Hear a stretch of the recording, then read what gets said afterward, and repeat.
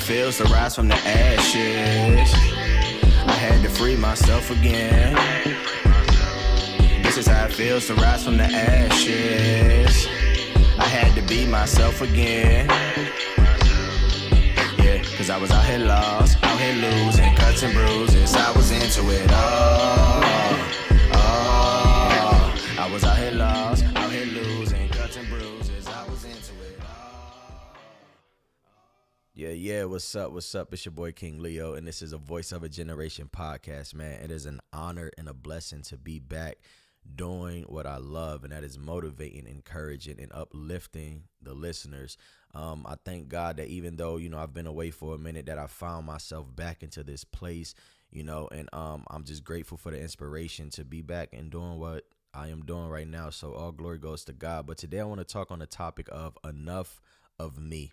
Now, a very important lesson that I learned growing up was to never put too much of yourself into something or into someone. I can remember even when I was like dating, my mom would always tell me never put all your eggs into one basket. Now, it's not that she was telling me to play the field or to be a player or anything like that, but she was just warning me that it's never a good thing to invest so much of yourself into someone that you completely lose who you are once the relationship is no longer there.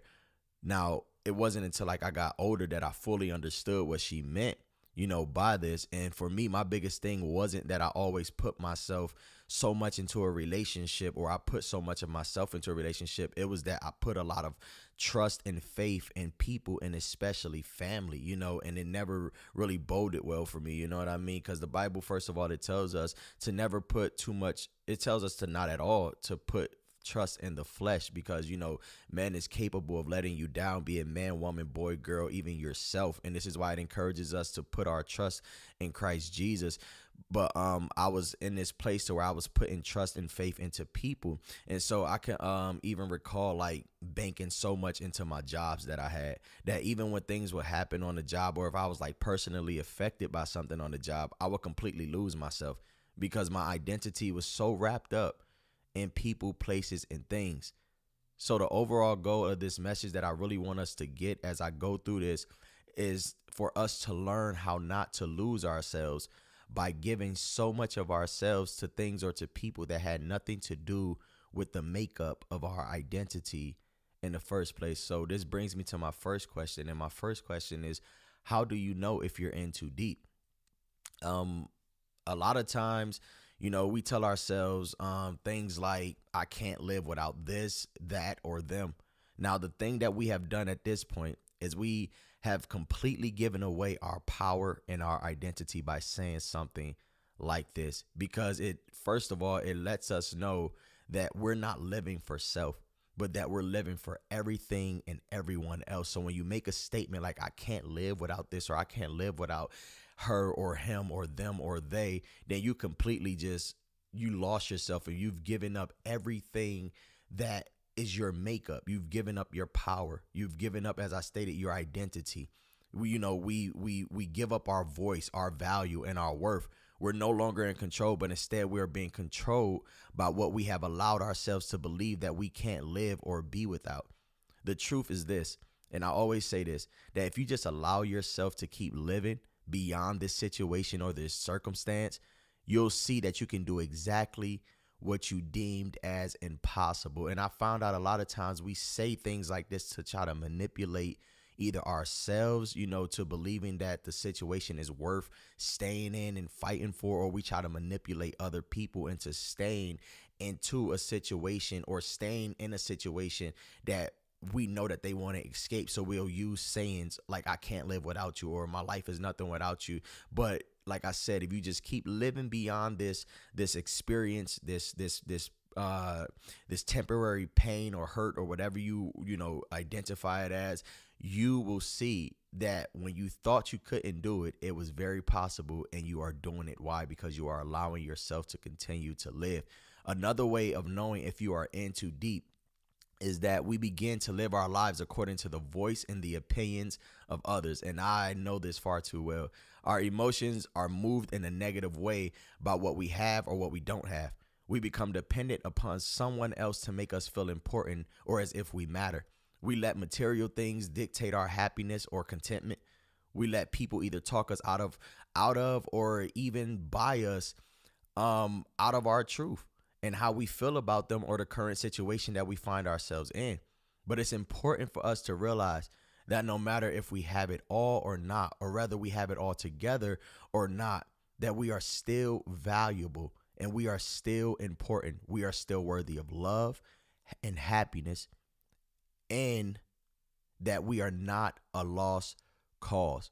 Just because something may fall apart doesn't mean that you have to necessarily lose yourself.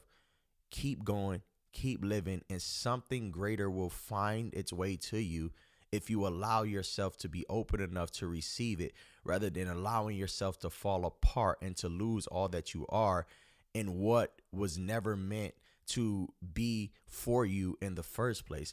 Now, my second question is, how do you know how much of you is left? Like, how do you know how much you have held back for yourself, that once you are no longer in this relationship or situation or friendship or on this job, how much of yourself do you have left to lean on?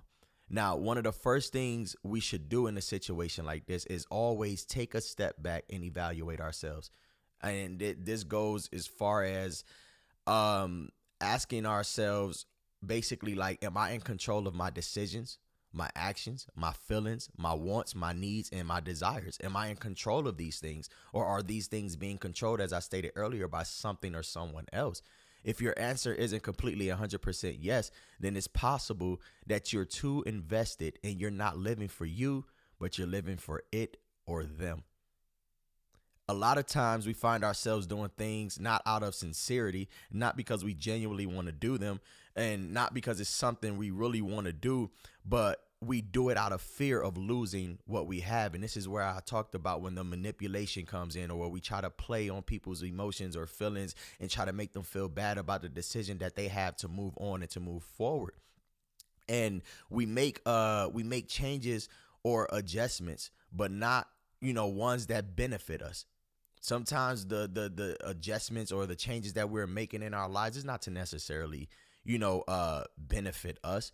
It's not that we do this thinking about ourselves. We do this because we try to adjust for someone else. We try to adjust that, well, maybe if I do this, then maybe they'll change their mind, or maybe they'll stay, or maybe it'll get better. So a lot of times that we're not making these changes because we genuinely want to change and be better. It's because at the end of the day, I'm looking to try to convince you to stay. So we begin to do what we feel will please others or make others love us or want to stick around and be there for us. But instead of learning how to do these things for ourselves, we become less independent and more codependent, meaning that we are so dependent upon somebody else that we don't know how to have that sense of self, independence or identity of knowing that we can rely on ourselves for the things that we think we need everybody else for. I look at my life and sometimes, the lives of others, and I look at how we constantly, sell ourselves short and how we consistently settle for the short end of the stick, as they would say. I look at how we diminish our vision just to see someone else's vision come to life, how we push ourselves to the side so that we can put someone else first. And I'm not saying that it's not a good thing to support other people, but all I'm saying is that at the end of the day, just make sure that the cost isn't you supporting yourself less. And I have done this a lot of times, in my life, where I have put myself on the back burner, you know what I mean? Because I was more concerned about helping somebody else become, their best version of themselves. And I felt, I felt to work on myself, or I neglected myself, in what I needed and, areas I needed to grow and change. And I failed to support myself. You know what I mean? But make sure the cost isn't you always overlooking yourself just so you can prove to someone else that you care. And a lot of us, we do that. We stop the self-care, the self-love, and the self growth, because we're so focused on somebody else and their needs and their wants, you know what I mean, and trying to prove ourselves, to people so much that we say, you know what, I don't even matter, or I'm just not gonna, honor how I feel. I'm not gonna honor what I need, in this moment, even though I need some things from you the same way you're requesting, or you're asking for things from me. I need the same things from you, if not more, you know what I mean? But what we do is we neglect that. and we just say, you know what, it's more important that I change and that I get healed for you, rather for you to get changed and healed for me. So make sure it's not, it's a fair exchange, no robbery type of deal. So if I'm going to take time to work on myself so that I can better our relationship or what it is that we have, then I'm gonna need you to do the same thing so that we're both, feeling that we are important and that we matter in this thing and that this is not just a one-sided thing. And my third question is, how do you regain control of me? How do you regain control of self? Now, the best advice I can give someone currently in this situation is to begin to pull back. Simple as that.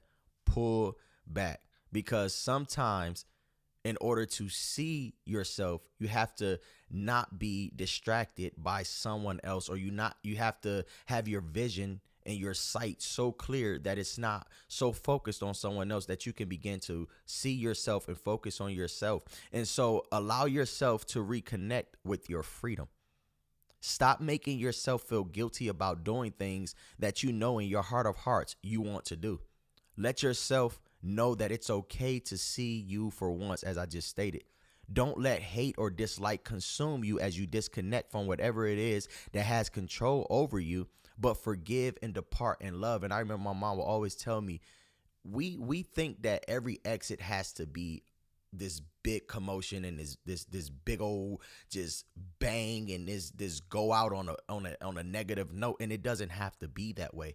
Sometimes you have to simply just go in peace. Sometimes you just have to simply depart in love, depart in forgiveness, because I'm telling you, if you depart in anger and bitterness and negativity and darkness, guess what? That's what's going to meet you in the next stage of your life. But if you depart in peace, depart in love, and you know that I'm not doing this so that I can hurt you, but I'm doing this because this is something I need to do for myself, then at the end of the day, you're going to find yourself in a place to where life is bringing you, things that heals you and that makes you better and that brings you peace and that brings you joy and that brings you, a sense of light and positivity. And this is what you're going to find, as you go along your journey, and everything that you once looked for and called upon someone else for to do, you need to begin to do that for yourself.